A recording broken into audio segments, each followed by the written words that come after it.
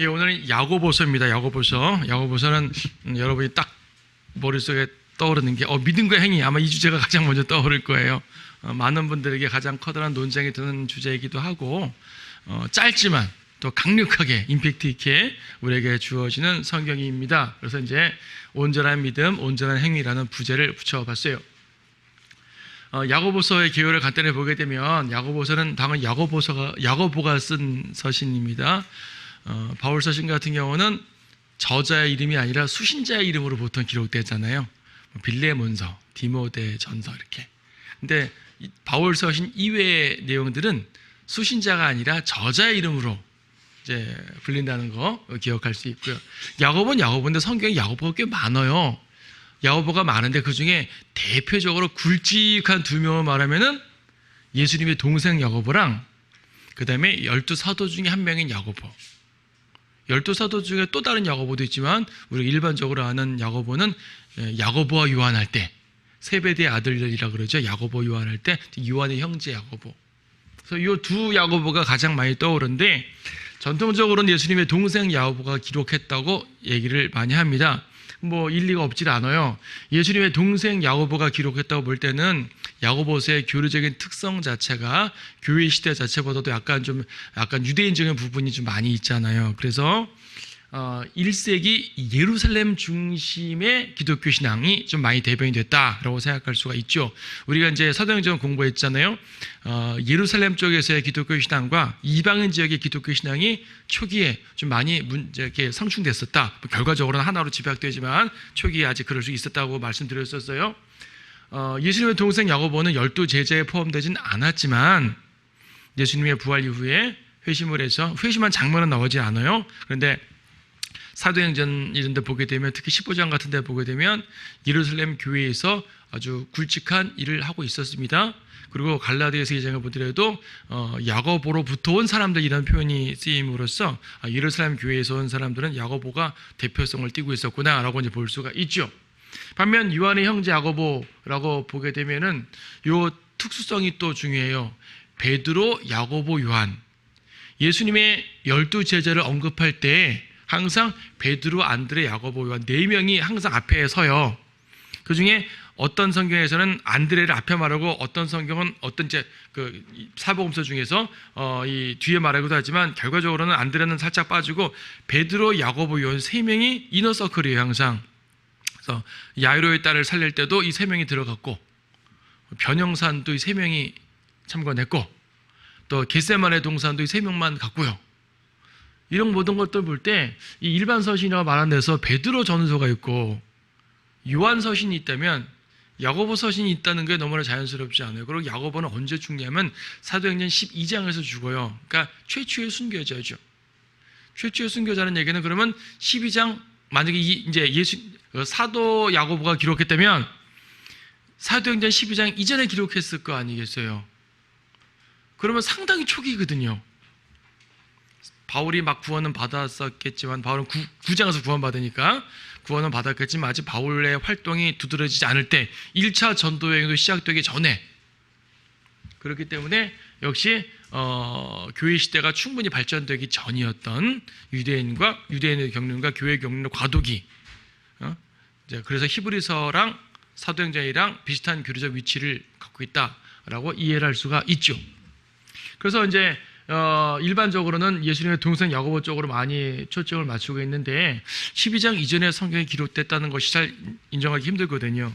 그렇지만은 요한의 형제 야고보가 기록하는 것도 상당히 가능성이 있다라고 여겨진 상태에서 저는 두 가능성을 다 일리 있다고 봅니다. 절대적으로 누가 썼다고 봐야지만이 문제가 해결되는 건 사실은 아니에요. 성경 들으면 사람들은 이 두 번째 경우로 많이 이제 그 초점 맞춰가지만 저도 인정을 해요. 하지만 100% 말할 수 있는 건 아니기 때문에 일단 두 가능성 열어두고 근데 둘 중에 어떤 거로 봐도 교리적인 문제는 차이가 없어요. 연결돼요. 그래서 이제 사실은 누가 기록됐느냐가 핵심이 아니라 여기에 내용이 무엇이냐가 핵심이죠. 그리고 누구에게 보냈느냐가 더 중요합니다. 수신자를 보게 되면 거기 흩어져 있는 12지파에게라고 말했어요. 흩어져 있는 12지파는 유대인들을 말하는 거죠. 이스라엘 12지파를 말하지 이방인의 12지파로 말하지 않잖아요. 뭐 신천지처럼 베드로 지파, 요한 지파 있는 것도 아니고 말입니다. 기본적으로 유대인들을 말하는 거, 유대인에게 보냈어요. 근데 여러분 야고보서 쭉 읽어보겠지만은 결과적으로는 믿지 않는 유대인들에게 보낸 거겠어요? 믿는 유대인들에게 보낸 거겠어요? 믿는 유대인들에게 보낸 거예요. 결과적으로는. 왜냐하면 중간중간 나온 내용들도 보게 되면 예수 그리스도의 구세 주장에 대한 언급을 많이 해요. 그것도 복음 전파 개념이 아니라 그걸 전제로 두고 말한단 말이에요. 그러면 믿는 유대인들에게 보낸 거예요. 그럼 믿는 유대인이라 말하면 유대인 크리스찬이라 말할 수가 있어요, 없어요? 있어요. 그래서 이제 보통 말할 때 일반적으로 유대인 크리스찬에게 보냈다라고 말하는 것을 성경들을 믿는 사람들 중에서 반박하다 보니까 이건 크리스찬이 아니라 유대인이다라고 말하는데, 현실적으로 십자가 이후에 구원받은 사람들은 모두 교회예요. 크리스찬이에요. 크리스찬이라는 말 자체가 사도행전 12장에서 처음 등장할 뿐이지, 11장에서 처음 등장할 뿐이지 결과적으로는 그리스도의 몸에 들어온 성도들이거든요.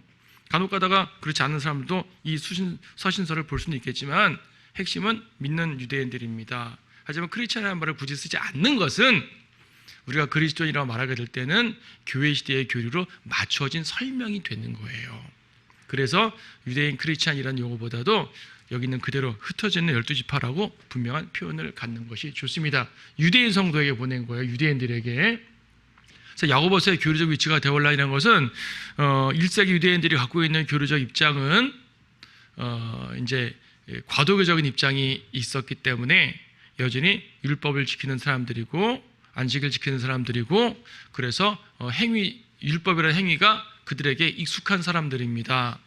그들에 맞춰서 보내는 내용들을 보니까 우리 교회 시대랑은 사뭇 다른 교리적 입장들이 종종 등장하는 것이고, 이것이 1세기 크리스찬들이 이미 지났으니까, 유대인들 지났으니까 향후로 보게 되면 대월란에 적용이 되는 거예요. 그래서 히브리서 공부할 때 마지막 날들이라고 표현한 것과 연관해서 이해를 하시게 되면은 야고보서의 교리적 위치도 대월란이라고 볼 수가 있습니다. 그래서 야고보서에 나와 있는 내용들 중에서 이제 행위 부분 특히 강조가 되는 거죠. 하지만 말씀드린 것은 결과적으로는 믿는 자들이 보도록 기록한 건 성경이에요.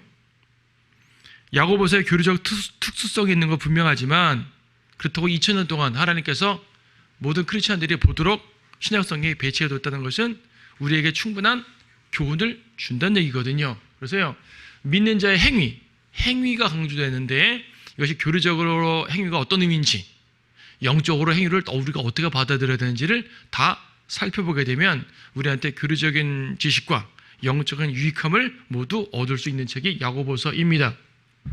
일반 서신이라는 표현을 하잖아요. 일반 서신. 이제 이거는 히브리서가 아닌 서신들을 말하는 거예요. 왜냐하면 죄송합니다. 바울 서신이 아닌 서신들을 말하는 거예요. 바울 서신들은 열성은 딱 묶여 있잖아요. 히브리서의 특수성은 별도로 말씀드렸지만은 이 제외하고 나머지 내용들은 여러 저자들이 쓴 것을 한꺼번에 묶어서 제너럴 에피슬, 일반 서신이라고 보통 표현을 합니다. 그래서 일반 서신의 교리적 내용들은 바울 서신과 사뭇 다른 분위기를 자아냅니다. 그래서 야고보서뿐 아니라 요한 1, 2, 3서도 사실은 이 과도교적 서신으로 볼 수가 있는 거예요. 자, 하나하나씩 보도록 합니다. 짧지만 1, 2, 3, 4, 5장을 다 보는 것이 아니라 계열적으로 굵직한 부분을 추려볼게요. 자, 야고보서는 유대인 성도들에게 보낸 편지라 그러는데 1장을 보게 되면 당시 1세기 유대인들, 특히 흩어져 있는 유대인들이니까 예루살렘에 있는 유대인뿐 아니라 이방 지역에 있는 유대인들이거든요. 이들이 어떤 문제를 갖고 있는지를 볼 수가 있어요. 유대인 성도들의 많은 문제들이 있었는데요. 그 중에 1장 3절 보면 믿음의 시련이 꽤 많이 닥치고 있었죠. 사실 이방 지역에 있던 유대인들 많은 고난 당했습니다. 많은 고난 당했고요. 시련을 많이 받았어요. 그 중에 그리스도를 고백한 유대인들은 더욱더 고난을 받았죠. 이방인들에게도 고난받고 유대인들에게도 고난을 받고 믿음의 시련 많이 받습니다. 12장에서도 시험을 견디는 자는 복이 있도다. 이는 그가 시련을 거친 후에 주께서 자기를 사랑하는 자들을 약속하신 생명의 면류관을 받을 것이기 때문이라. 생명의 면류관을 언급했기 때문에 믿음의 시련 매우 강조하고 있어요. 생명의 면류관은 유대인들에게만 주는 것 아니죠. 우리 모두에게 적용되는 말입니다. 빈부의 문제, 부자와 가난한 자들의 문제가 꽤 컸어요. 이거는 예루살렘에 있는 유대인들에게도 나타났던 문제예요. 예루살렘 교회에 들어왔는데 원래 유대인 성도들도 있고 개종한 유대인 성도들도 있단 말이에요. 그러니까 개종한 성도들도 있단 말이에요. 이방인 크리스찬들 예루살렘 내에, 그러니까 헬라파 유대인이라고 그러죠. 그래서 사도행전 5장 보게 되면 5장 6장 보게 되면 구제함에 있어서도 헬라파가 약간 소외되는 경우도 막 있었단 말이에요. 그런 당시에 보게 되면. 그러니까 교회가 아직 정비가 덜 돼서 그렇겠지만 이러한 다양한 문제가 빈부의 문제가 꽤 많이 등장했던 것 같아요. 이방 지역도 마찬가지였던 것 같고요. 그래서 1장 9절에 보게 되면은 부한 사람, 그러니까 낮은 형제는 자기의 높여짐을 기뻐하고 부한 형제는 자기의 낮추어짐을 기뻐할지니 부자와 가난한 자의 문제가 이건 2장에도 한 번 더 등장되고 5장도 등장되는 문제 아니겠어요? 더 높아지고자 하는 자들이 많았던 것 같아요. 19절 그러므로 나의 사랑하는 형제들아 사람마다 듣기는 하고 빨리하고 말하기는 더디하며 성내기도 더디하라. 이런 말씀들 보게 되면 말하기는 빨리하고 말하기는 늦게하고 듣기는 빨리하라. 3장에서 혀를 주의하라는 말과 연관되지 않아요. 그렇죠? 그러니까 사실 1장은요 앞으로 펼쳐질 2장은 3장은 4장 5장의 내용을 개요적으로 이제 다 묶어놓은 내용. 1장에 다 문제들이 다 나와요. 높아지고자 하는 사람도 있었고요. 그 다음에 이제 기도에 대한 부분도 나오지만 잘못된 기도죠. 1장 7절 8절 그 사람은 주께로부터 어떤 것이든 받으리라 생각하지 말라. 두 마음을 품은 사람은 그의 모든 길에 안정이 없느니라. 이런 내용도 나오게 되는 것이고요. 그래서 빈부의 문제는 2장과 5장에서 좀 더 자세하게 언급이 되고 있고요. 그 다음에 높아지고자 하는 문제는 좀 전에 말씀드렸던 것처럼 3장에서 혀를 다루는, 단지 혀만 문제가 아니고요. 가르치는 사람들, 위에 선 사람들에 대한 문제로서 이제 제시가 됩니다. 그리고 이제 욕심, 잘못된 기도에 대한 부분은 4장에서 한 번 더 강조를 하죠. 가르치는 계급과 부자 계급이 일치할 필요는 없지만 고대 사회에서는 대부분 일치했어요. 고대 사회에서는 위에 선 사람, 그러니까 부자들이 위의 계층을 형성하고 위의 계층 형성하니까 가르치기도 하고 이런 일이 많다 보니까 일치된 설명들이 많이 갑니다. 결과적으로는 유대인 성도들, 당시의 사람들이요, 유대인들은 종교성 있는 사람들이잖아요. 그러니까 참된 종교성이 아니란 얘기죠. 그래서 1장 22절에 보게 되면은 여기 말씀을 행하는 자가 되라라는 말 하잖아요. 유대인들은 듣는 것에 참 익숙한 사람들입니다. 로마서에 보더라도, 로마서 2장에 보더라도 율법을 듣는 것이 의로운 것이 아니라 율법을 행하는 것이 의롭다고 말씀했거든요. 율법을 듣고 행하는 거, 그들은 듣기만 하지 행하지 않았습니다. 그래서 이제 유대인들의 고질적 문제였었어요. 우린 율법이 있어. 그들은 이것이 선민사상이었고 매우 강조되는 것이었어요. 근데 우리는 율법이 있어. 그게 뭐가 중요하냐는 얘기죠. 사도 바울도 로마서 2장에서 행해야지, 행하지 않으려면 듣는다고 뭐가 소용이냐라고 말합니다. 그래서 유대인들은요 이 종교성에 대해서 도전을 받게 되는데 1장 26절에서 너희 가운데서 종교적으로 보이는 어떤 자라도 자기 혀를 제어하지 아니하고 자신의 마음을 속인다면 이 사람의 종교는 헛된 것이라. 종교적으로 보이는 사람들, 오늘도 좀 종교성 가득한 사람들이 많잖아요. 외형적으로, 그러니까 외형적 경건이죠. 근데 하나님과 아버지 앞에서 순수하고 더럽혀지지 않은 종교 행위는 이것이니까 성경에서 종교라는 표현을 좋게 표현한 유일한 예가 이 구절이에요. 종교 좋다 이거예요. 근데 가짜 종교 말고 진짜 종교, 어떤 종교 행위가 중요하냐면 고난 중에 있는 고아들과 과부들을 돌보고 자신을 세상으로부터 흠없이 지켜야 된다. 참된 종교성은 둘을 말합니다. 이 두 가지를 이렇게 분석해 보게 되면 결과적으로 자신을 세상에서 지킨다는 말은 성별의 신앙이잖아요. 믿음과 연관돼서 설명할 수가 있고, 고아 과부들을 돌본다는 것은 행위와 연관되기 때문에 결국 믿음과 행위의 문제를 처음부터 짚어주고 있는 겁니다. 환란 때의 교리가 믿음과 행위가 다 있어야 된다. 이것도 중요한 얘기지만 어쨌든 믿음과 행위의 이 믿음과 행위가 부딪히는 요소가 아니라 보완되는 요소가 되어야 되거든요. 이걸 강조해 주는 부분이 바로 2장입니다. 2장은 믿음과 행위 문제가 딱 이제 두드러지죠. 교회사에 2000년 동안 가장 논쟁이 됐던 부분 중에 하나가 믿음과 행위 문제예요. 루터마저도 믿음 쪽에서는 확실했는데 행위 쪽에서는 인정이 안 되기 때문에, 왜냐하면 루터는 카톨릭의 가짜 행위들을 너무나 많이 봤잖아요. 그러니까 행위는 나빠. 어떻게 저걸로 구원받아? 당연히 행위로 구원 못 받죠. 근데 행위가 없으면 믿음이 완성되지 않는다고 말하니까 루터마저도 야고보서는 성경에서 뺐으면 좋겠어.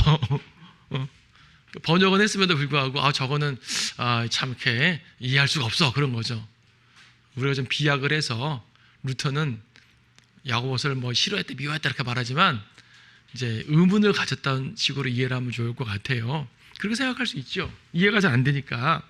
오직 믿음을 주장하는 사람이 볼 때는 잘 이해가 안 되는 것이 야고보서예요. 야고보서 2장 20절 뭐라고 말씀하십니까? 오 허황된 사람아, 행함이 없는 믿음은 죽은 것인 줄 내가 알고자 하느냐? 행함이 없으면 믿음은 죽은 거래요. 행위가 없으면 믿음만으로는 안 된답니다. 자, 근데 문맥을 보게 되면요, 2장 앞에부터 쭉 보게 되면 부자와 가난한 자들에 대한 문제에서 시작을 합니다. 부자와 가난한 자의 문제. 그리고 형제라면은 가난한 형제들을 멸시하면 되겠느냐? 받아주고 도와줘야지, 베풀어야지 라고 말합니다. 그래서 부자와 가난한 자의 문제는 세상에서 뭐 이렇게 그 계급론에서 말하는 부층 계급, 뭐 이렇게 가난한 계급, 이런 계급주의 논쟁이 아니라 성도들 가운데 부한 성도들이 가난한 성도들을 돕는 문제, 형제 사랑의 문제에서 대두된 내용이에요. 이거 사회적인 이 내용으로 가져갈 필요가 전혀 없다는 거죠. 이 주제는요. 형제 사랑의 문제입니다. 근데 문제는 뭐냐면, 그럼 형제 사랑하지 않으면 그 믿음 가짜란 말 아니냐? 형제 사랑하지 않으면 믿음이 가짜, 내가 구원받지 못한 거 아니야? 이렇게 비약을 해서 생각을 하는 거예요. 자, 이 야고보가 행위를 강조하는 두 가지 예를 봅시다. 아브라함의 예를 들었어요. 21절 보게 되면 우리의 조상 아브라함이 자기 아들 이삭을 제단에 드렸을 때에 그가 행함으로 말미암아 의롭게 되지 않았느냐? 행위로 의롭다고 말해요.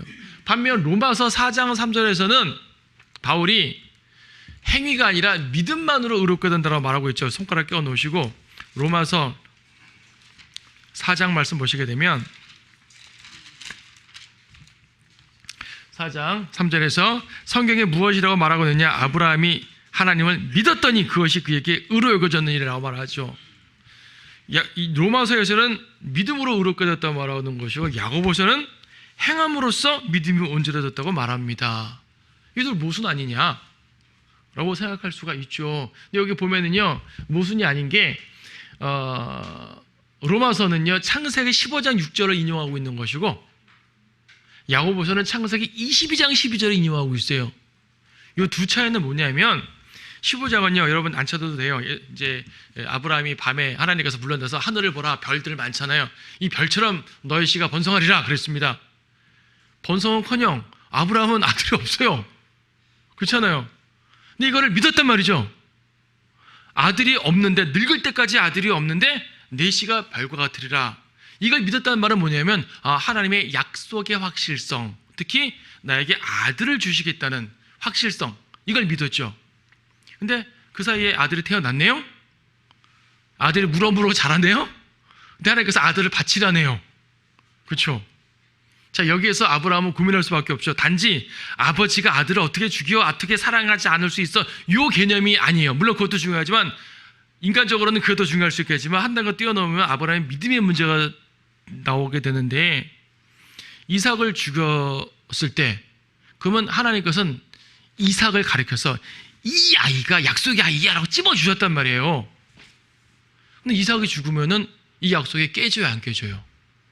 만약 하나님이 다른 아들을 주신다고 해도 이삭에게 약속한 건 깨질 거 아니겠어요? 그러면 아브라함이 온전한 믿음을 가지면 어떤 믿음을 가져야 되냐면, 하나님 다른 아들 주시겠지가 아니라 이 아들을 살리겠지에 대한 믿음인 거예요. 살리겠지에 대한 믿음이란 히브리서에서 이제 부활의 믿음을 말하고 있는데, 직접적으로 그래서 죽일 수 있었죠. 그러니까 뭐 현실적으로는 죽이지 않았지만, 칼이 이만큼 오는 순간에 멈췄으니까 죽이지 않았지만은 아브라함 편에서는 죽이기 시작한 거죠. 하나님께서 그걸 보신 겁니다. 네가 내 약속에 대한 믿음이 있구나, 저는 믿겠습니다 라고만 했는데 이것이 증명이 됐구나 라는 거예요. 그러니까 행위와 믿음에 대해서는요, 아브라함의 두 상황이 아브라함이 믿은 것을 증명해냈단 말이지, 행위와 믿음을 행위와 믿음이 대치된 개념으로 말한 게 아니라고죠. 아니란 얘기죠. 하나의 예를 더 들면은 라합의 예가 나오는데, 라합의 예는 2장 25절이죠. 이와 같이 창녀 라합도 정탐꾼들을 영접하고 다른 길로 그들을 보냈을 때 행함으로 의롭게 되지 아니하였느냐. 이스라엘 정탐꾼이 라합의 집에 여리코에 왔어요. 라합이 볼 때는 분명히 여리코는 멸망되고 하나님이 이스라엘이 승리할 텐데 도와줘야겠다. 그래서 당신들이 이길 거예요 말만 하고 간 게 아니라 그들을 도와줬어요. 왜? 나중에 당신들 이기면 나를 기억해달라고, 우리 가족을 기억해달라고. 이 장면이거든요. 이 경우에도 라합이 난 믿습니다 라고 한 게 아니라 뭔가 행했다는 얘기죠. 믿음의 행위가 필요하다. 자, 두 예를 보게 되면 결과적으로 아브라함의 예는요, 약속의 아들에 대한 믿음이었죠. 라합의 경우도 전쟁 상황이에요. 지금 가나안 전쟁 상황. 이스라엘의 하나님께 의탁하는 믿음이에요. 둘 다 그리스도에 대한 믿음이 아니에요. 그렇죠? 아브라함도 믿음으로 의롭게 됐다는 의롭게 되는 그 방법, 믿음이라는 그 방법, 이것을 가지고 우리 믿음의 조상으로 말하는 것이지, 아브라함의 믿음 내용이 우리의 믿음의 조상이 아니죠. 우리는 예수님을 믿어서 의롭게 됐고, 아브라함은 단지 하나님의 약속을 믿어서 의롭게 됐다고 인정받은 것뿐이거든요. 상황이 달라요. 둘 다 그리스도에 대한 믿음이 아니라고요. 그러니까 야고보서 이 믿음과 행위의 주제를 우리 그리스도인들이 믿어야 구원받냐, 행해야 구원받냐, 이 개념으로 잡아올 필요가 전혀 없다는 얘기예요. 그럴 필요 없죠. 상황이 달라요. 신약적으로 적용하게 되면요, 이런 겁니다. 구원에 대한 믿음이 있고 구원을 제외한 모든 믿음이 있어요. 그렇지 않겠어요? 여러분, 믿음이라는 걸 구원에만 적용하면 안 되죠. 당연히 우리는 믿음으로 구원받습니다. 근데 난 구원받았으니까 믿음 필요 없어, 이건 아니죠. 우리는 여전히 믿음 갖고 살아야 돼요. 믿음으로 세상을 헤쳐나가야 되는 것이고, 믿음으로 기도로 응답을 받아야 되는 것이고, 하여튼 믿음으로 많은 걸 한단 말입니다. 그러면 이런 거죠. 구원에 대한 믿음은요, 행위가 1도 필요 없는 믿음이에요. 근데 구원을 제외한 모든 믿음, 구원의 믿음이 아닌 다른 모든 종류의 믿음은 행위가 없으면 믿는 게 아닌 거죠. 이 개념을 우리가 확실하게 이해를 해야 되는 거예요. 대환란 때의 교리적 제공은 또 약간 다릅니다. 대환란 때는 구원을 위해서도 행위가 필요한데 2장 13절에서 자비 없는 심판을 받으리라 라고 말하는 것은 물론 그리스도인의 징계듯이 큰 틀에서는 심판의 개념이지만 전반적으로 심판의 개념은 저주, 멸망 이런 개념이거든요. 그래서 대환란 때는 구원을 위해서도 행위가 필요해요. 우리 히브리서에서 본 것처럼 믿음과 행위가 다 필요하다는 말입니다. 끝까지 견뎌야 되는 겁니다. 하지만 이런 구절들 말고도 영적으로 적용하게 되면 그리스도인들이 행위가 없으면은 징계를 받죠. 그리고 요한복음 13장에 보게 되면 너희가 서로 사랑하면 이로써 너희가 내 제자임을 알게 되리라 그랬습니다. 우리가 서로 사랑하지 않아도 구원받았다는 건 변함이 없어요. 하지만 우리가 서로 사랑하지 않잖아요? 그럼 밖에서 볼 때 저 사람들은 그리스도인이 아닌갑다 이렇게 취급할 수도 있는 거예요. 제자란 희생적 사랑을 해야 되는 존재들인데 그렇지 않으면 저게 무슨 제자야? 라고 평가받겠죠.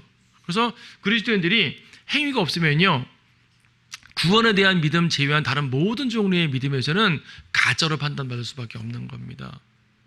우리가 기도를 했는데 의심해버려요.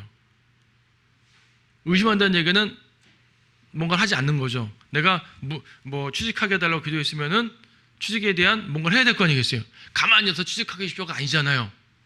하다못해 1억서라도 넣어야 될 거 아니겠어요. 그런 것들이 행위란 말이죠. 쉽게 말하면 내가 믿었으면 믿음으로 한 발자국 떼라 그 말입니다. 안개 자욱한 곳에서 한 발자국 떼는 건 되게 어려운 일이에요. 그런데 믿음으로 한 발자국 떼라 그겁니다. 이 세상은 안개와 같은 곳이기 때문에 어둡죠. 믿음으로 주님 손 잡았으면 믿음으로 걸으라고 말합니다. 걸으라, 행하라. 근데 행하지 않고 난 못 가겠어요. 하지만 주님 믿어요. 그럼 믿음이 없는 거죠. 그래서 구원을 제외한 모든 종류의 믿음에 대해서는 우리 그리스도인들에게도 교리적으로 적용하더라도 행위가 필요한 게 맞습니다. 근데 구원에 대한 적용은 행위가 필요 없어요. 근데 여기서 말하는 것은 구원을 말하는 구절이 어차피 아니란 얘기예요. 그래서 야고보서를 너무 환란으로만 안 봐도 돼요. 우리 쪽 맞춰봐도 몇몇 구절들을 제외하고는 오히려 자연스럽게 교훈으로 더 많이 와닿을 수 있는 거예요. 그렇죠?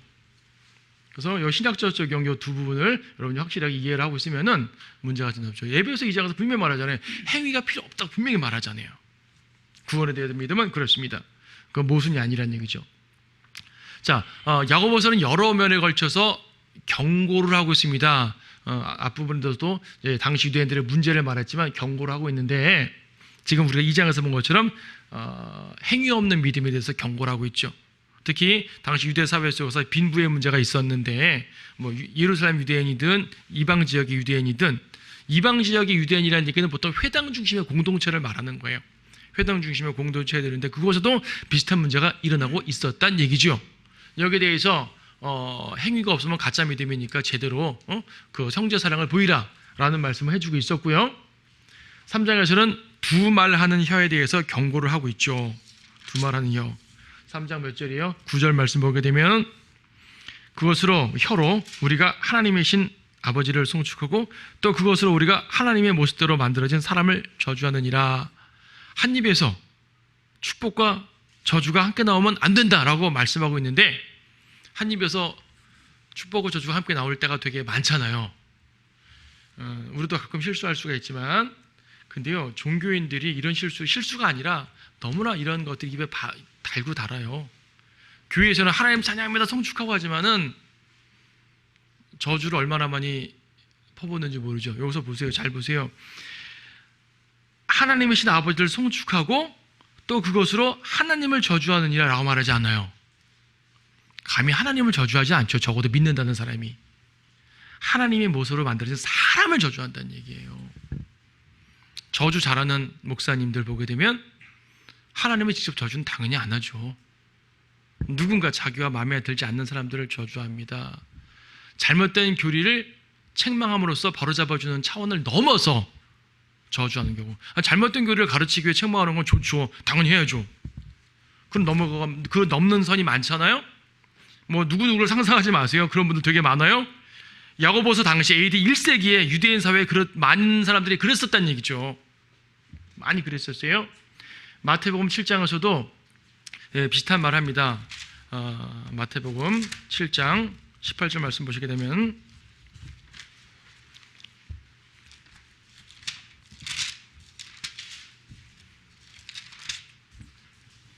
이와 같이 좋은 나무마다 좋은 열매를 맺고 나쁜 나무는 나쁜 열매를 맺느니라. 한 나무에서 두 열매를 맺으면 안 된다. 당위성을 말하는 건데 현실성은 어때요? 두 열매를 맺고 있잖아요. 그래서 책망하고 있습니다. 그런데 이게 단순하게요, 모든 사람들의 이러한 이중적인 혀에 대한 책망이기도 하지만 좀 더 구체적으로 보게 되면 하나님을 송축하는 것이 핵심은 아니에요. 이 문장에서 핵심은 저주가 핵심이에요. 다시 야고보서 3장 14절에서 만일 너희 마음속에 독한 시기와 다툼이 있으면 자랑하지 말며 거짓말하지 말라. 독한 시기와 다툼. 4장 11절에서는 비방도 말합니다. 형제들아 서로 비방하지 말라. 죄예요. 근데 비방을 주로 누가요? 혀를 많이 사용하는 사람들이 비방하죠. 어떤 사람들이 혀를 많이 사용해요? 그냥 수다스러운 사람 말하는 개념의 말이 아니고 가르치는 개념에서 혀 많이 사용하는 사람들을 말하고 있어요. 사실은 여기서 가르치는 자들, 교회로 말하게 되면 목사들, 성경교사들이죠. 이런 분들이 혀를 사용해서 저주와 독설과 시기와 다툼과 비방을 한다면 야고보서의 논리로 따르게 되면 엄청 커다란 심판을 받아야 되는 거죠. 지금이 교회 시대니까 다행인 줄 알아야 되는 분들이 생각보다 많이 있을 겁니다. 하나님 절대로 그런 사역들을 인정하지 않으셔요. 육신적인 교사는 매우 위험한 거예요. 그래서 아까도 봤듯이 사람의 성내는 것이 하나님의 의를 이루지 못한다고 말씀하고 있지 않습니까? 야고보서 1장 20절 사람의 성내는 것이 하나님의 의를 이루지 못한다. 오전에 성경 공부도 간단히 언급을 드렸지만 육신이 발현되는 순간 하나님의 쓰심은 멈추는 거예요. 저 사람 육신적으로 막 발휘했음에도 불구하고 그것도 쓰심 받는 건 있네. 이렇게 판단하지 마시라는 얘기예요. 육신적으로 발현되는 순간 주님의 쓰심은 멈춰요. 그가 어떤 업적을 이루어내고 성과를 만들어내고 열매를 맺었다고 하더라도 그건 하나님의 열매가 아니라 육신의 열매라고 우리는 판단해야 되는 거죠. 나를 낮출 때 주님이 역사하시는 법입니다. 그래서 좀 전에 읽었듯이 성내는 것으로 하나님의 의를 이루지 못한다. 또 어떤 문제가 있었냐면 4장에 보게 되면 세상을 사랑하는 일들이 많이 있었어요. 세상을 사랑하는 4장 4절 너희 가늠하는 남자들과 가늠하는 여자들아 세상과 친구되는 것이 하나님과 원수되는 것이면 알지 못하느냐. 여기서 세상과 친구되는 것이 요 문맥적으로는 음행하는 그러한 이제 그 육신적인 오늘날도 많이 보는 그런 문제가 많았죠. 로마 시대가 얼마나 더 심했겠어요. 근데 세상과 친구되는 것이 꼭 간음에 대한 것만은 아닐 거 아니겠어요. 더 많은 분야에서 세상과 친구되는 문제가 많죠. 뭐 돈을 사랑한다든지 높아지고 한다든지 많은 것들, 이런 것 모든 것에 대해서 경고를 해주고 있습니다. 그래서 이제 13장 14절에서도 오늘이나 내일 우리가 어느 성읍으로 가서 거기서 1년쯤 지내며 사업하러 수익을 남기리라 올리리라 하는 자들이요, 뭐 계획적으로 경제적인 계획을 세우는 것 자체를 책망하는 것이 아니라 땅에 있는 부에 소망을 두는 자들에게 하는 말이에요. 이 말은 구체적으로 사업하는 분이 계획 세워야죠. 그 계획 자체가 나쁘다는 말이 아니죠. 우리 문맥으로 파악할 수가 있잖아요. 세상을 사랑하는 자들의 모습을 보여줍니다. 그리고 이제 부자들 5장에서 부자들에 대한 이제 오라 너희 부자들이요 너희에게 닥칠 재난으로 인해 울고 통곡하라 라고 말합니다. 너희 재물은 썩었대요. 너희 의복은 존먹었대요. 너희의 금과 은은 녹슬었대요. 이것들의 녹이 너희에게 증거가 되어 불같이 너희 살을 먹으리라. 너희가 마지막 날들을 위한 재물을 쌓았도다. 이것을 마지막 날들을 5절에서는 너희가 살육의 날처럼 너희 마음을 살찌가 했도다. 이게 쉽게 말하면요, 도살장에 끌려가는 돼지와 연관해서 말하는 겁니다. 상상에 딱 그래요. 돼지를 계속 먹이잖아요. 소를 계속 먹이잖아요. 왜 살찌우죠?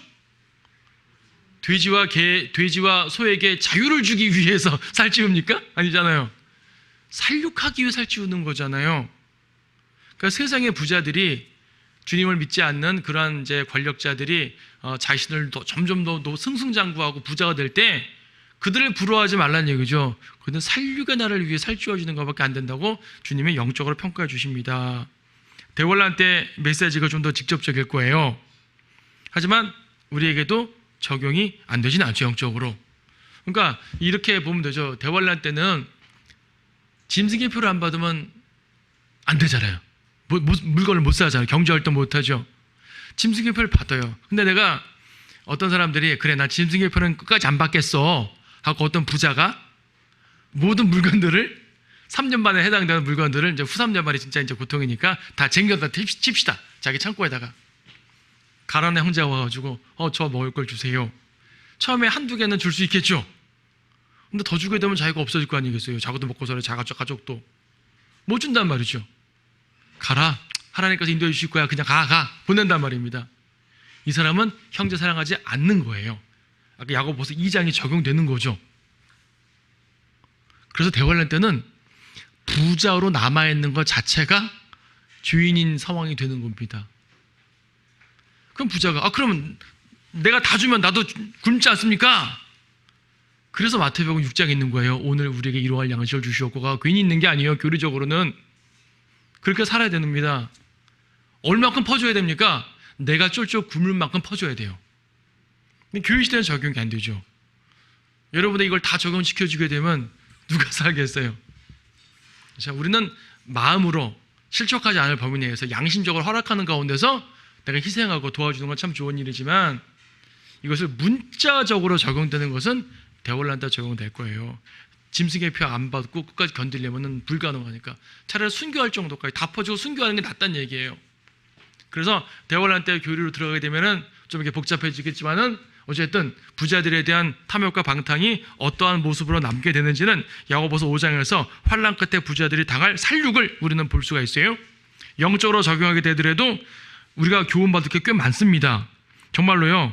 이 쌓아놓는 재물, 특히 4절에서 너희 밭에서 추수한 일꾼들에게 속임수를 주지 않은 품삯. 그러니까 그냥 부자가 아니라 악한 부자들이죠.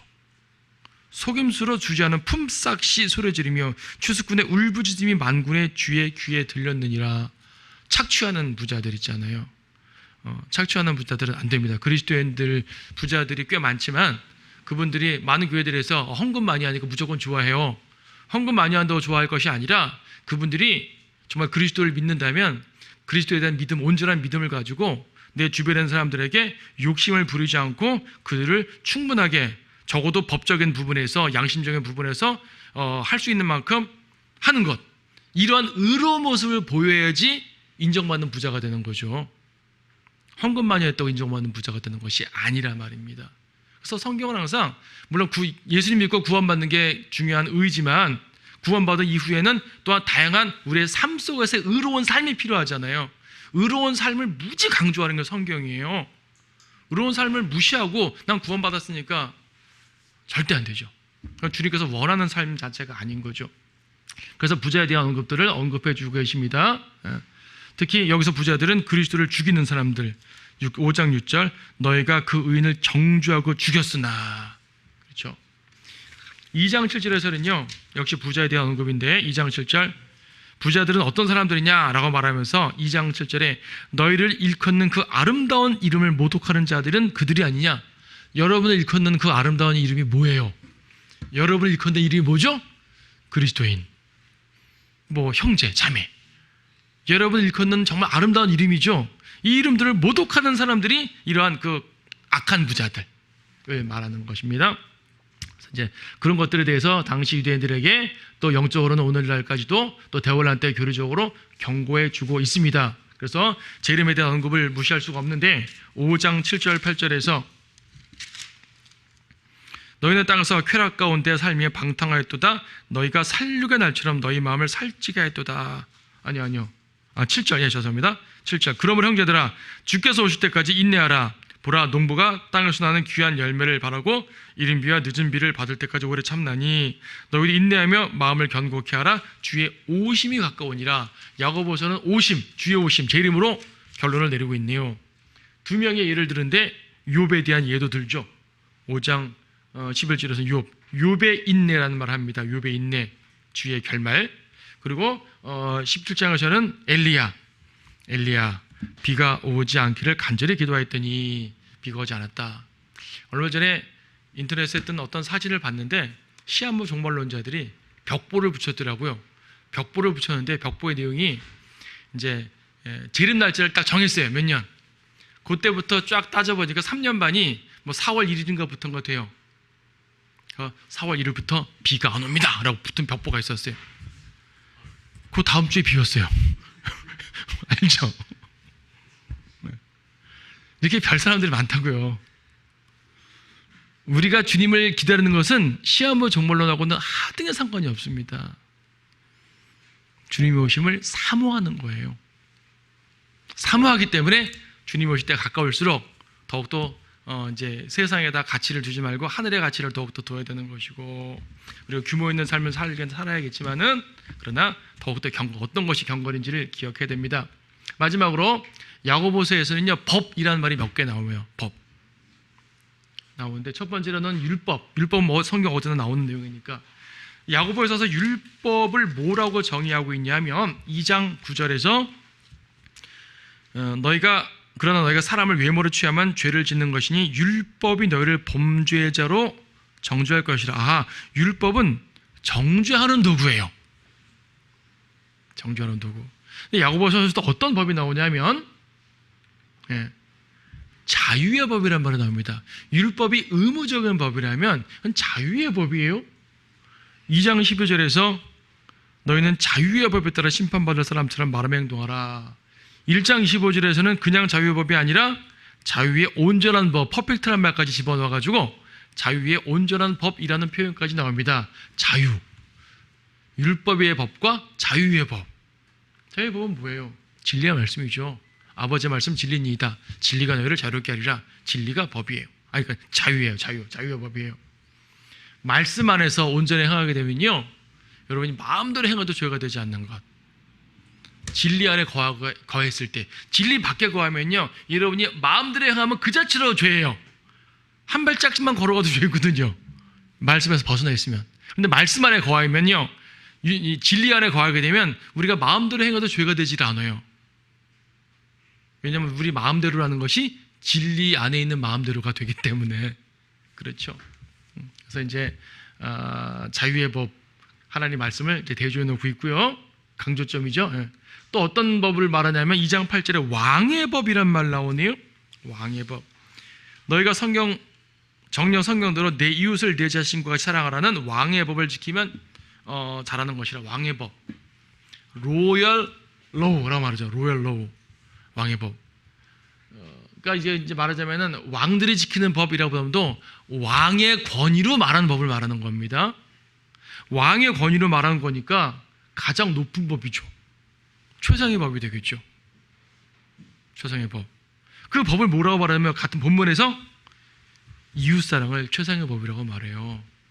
그래서 야고보서는 2장나 뭐 여러 장에서 결과적으로 이웃사랑을 되게 강조하는데 다음 시간에 볼 요한 1서에서도 이웃사랑의 법이 또 매우 강조가 되고 있습니다.